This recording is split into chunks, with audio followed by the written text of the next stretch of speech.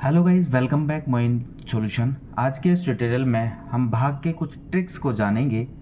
जैसे आप देख पा रहे हैं, हमें 23 से भाग करना है 0 को, जो बिल्कुल ही डिफरेंट है, नॉर्मल भाग से बिल्कुल अलग होता है।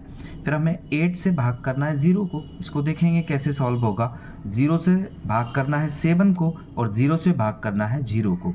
ये नॉर्मल भाग से बिल्कुल अलग होता है। इसमें भाग के ट्रिक्स इस्तेमाल किए जाते हैं, उसको हम समझ लेते हैं कि कैसे हम इस्तेमाल करेंगे। पहला क्वेश्चन है, देखिएगा 23 से हमें भाग करना है किसको? 0 को। नॉर्मली अगर हमें किसी संख्या को भाग करना होता है, अगर मान लीजिएगा 10 को हमें भाग करना है, किससे? 2 से भाग करना है। 10 को हम 2 से भाग करना चाहते हैं तो 2 का हम पहाड़ा 10 में इतनी बार पढ़ते हैं जो 10 से ज़्यादा ना हो पाए। तो 2 पंजे 10, यानी कि 5 बार हम इसमें पढ़ लेते हैं, 10 बार जाएगा और इसका यहाँ से ये हमें 5 आंसर मिल जाएगा। सेम इसी तरह से इसमें करते हैं। 23 का पहाड़ा इतना पढ़ते हैं कि 0 से ज़्यादा ना हो पाए। अगर हम देखिएगा बेसिकली 23 का पहाड़ा अगर हम एक बार पढ़ेंगे तो कितना मिल जाएगा? हमें 23 मिलेगा। 23 का पहाड़ा अगर हम एक बार पढ़ेंगे तो कितना? 23 मिलेगा, जो कि 0 से ज़्यादा होता है। तब हम क्या करेंगे? हमने कितनी बार पढ़ा? एक बार पढ़ा। अब हम क्या करते हैं? 0 बार पढ़ लेते हैं। तो 23 का पहाड़ा हम कितनी बार पढ़ते हैं? 0 बार पढ़ते हैं। तो 23 का जब 0 से मल्टीप्लाई करेंगे तो कितना आएगा? 0 आएगा। 23 का 0 से मल्टीप्लाई यानी कि गुना करेंगे तो कितना? 0 आएगा। ये ठीक है। तो 23 का पहाड़ा हमें 0 से पढ़ना है, तो 23 का पहाड़ा कितने में पढ़ेंगे? 0 में। तो 0 आएगा और 0 यहाँ से ख़त्म हो जाएगा। कितने बार गया? 0 बार गया।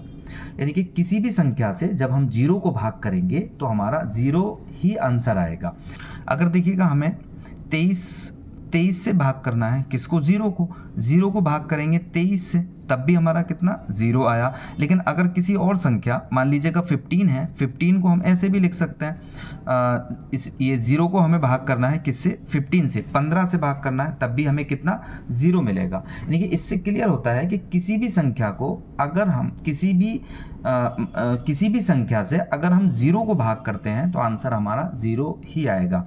सेकंड है, देखिएगा हमारे पास 8 से भाग करना है 0 को। तो 8 से 0 को भाग करने के लिए हम क्या करेंगे? कम से कम एक बार इसको पहाड़ा पढ़ते हैं। तो एक बार 8 का मल्टीप्लाई अगर हम 1 से करेंगे तो 8 आएगा, जो कि 0 से ज़्यादा हो जाएगा। तब हम क्या करेंगे? इसका मल्टीप्लाई 0 से करेंगे। तो 0 का 8 से जब मल्टीप्लाई करेंगे तो 0 ही आएगा। तब तो यहाँ पे ठीक है। कितने बार गया? लेकिन 0 बार गया यहाँ, तो इसमें आंसर भी हमारा कितना आएगा? 0 आएगा। इस तरह से हमें क्लियर हो पाता है कि किसी भी संख्या से जब हम 0 को भाग करते हैं तो हमारा आंसर क्लियरली 0 ही आएगा। अब हम दूसरा कॉन्सेप्ट देखते हैं। इसमें हमें 0 से भाग करना है 7 को और 0 से भाग करना है 0 को।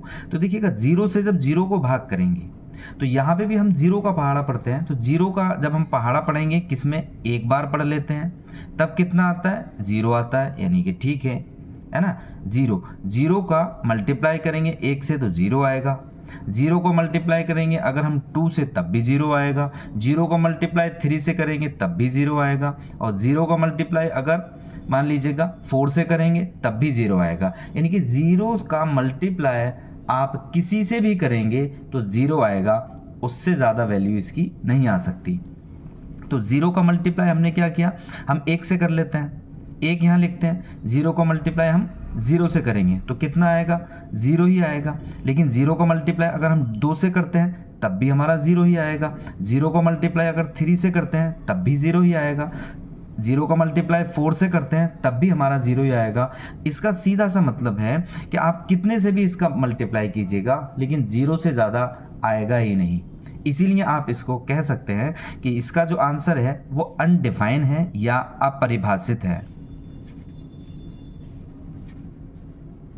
अपरिभाषित है, क्योंकि ये जो क्वेश्चन है हमारा ये एक अपरिभाषित है। यानी कि इसका कोई भी क्लियर आंसर हमें नहीं मिल पाएगा, इसकी कोई परिभाषा ही नहीं है। अभी 0 से हम 0 का देखते हैं। अब देखिएगा 0 से जब हम 0 को भाग करेंगे 0 से, तो हम क्या करते हैं? इसमें एक बार कर लेते हैं। 0 को 1 से मल्टीप्लाई करेंगे, यानी कि 0 का अगर हम 0 से करते हैं, 0 बार करते हैं, 0 बार इसमें पहाड़ा पढ़ते हैं तो कितना हमारा? 0 आ जाएगा। ठीक है। लेकिन अगर हम 0 का 1 से करते हैं 0 को 1 से हम मल्टीप्लाई करेंगे, 1 बार जाएगा तब भी तो हमारा 0 ही आएगा। तब 0 से भी ठीक है और 1 से भी ठीक है। अगर देखें तो हम 2 से भी कर सकते हैं, 2 से करेंगे तब भी 0 आएगा, 3 से करेंगे तब भी हमारा 0 आएगा। तो यहाँ से ये हमेशा हमेशा इसी तरह से चलता रहेगा, यानी कि 0 से किसी का भी मल्टीप्लाई करेंगे तो वही आएगा।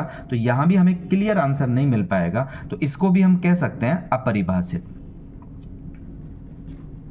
अपरिभाषित, इसका आंसर 0 ना होके, क्योंकि आप देखिएगा ऊपर क्वेश्चन में 23 से आपने 0 को भाग किया तो 0 आंसर आपको मिल गया, क्लियर है। लेकिन यहाँ पे आप इसका आंसर 0 नहीं कह सकते, क्योंकि 1 भी तो ठीक है, 2 भी ठीक है, 3 भी ठीक है, इसीलिए आप आगे के नंबर से मल्टीप्लाई करते रहेंगे। तो ये आगे इसी तरह से चलता रहेगा सब, इसी को आप कह सकते हैं अपरिभाषित। किसी भी संख्या का अगर हम देखिएगा 0 से मल्टीप्लाई करते हैं, किसी भी संख्या का, मान लीजिएगा 7 है, मल्टीप्लाई 0 से करेंगे तो हमारा हमेशा 0 ही आएगा। 8 का मल्टीप्लाई अगर हम 0 से करेंगे तो हमारा 0 ही आएगा। सेम इसी तरह से है हमारा, अगर हम 5 का, यहाँ फॉर एन एग्जाम्पल ले लीजिएगा, 5 को हमें भाग करना है, किससे? 0 से भाग करना है। 5 को 0 से भाग करेंगे, अगर 0 से भाग करेंगे तो आंसर हमारा अपरिभाषित ही मिलेगा, अपरिभाषित मिलेगा।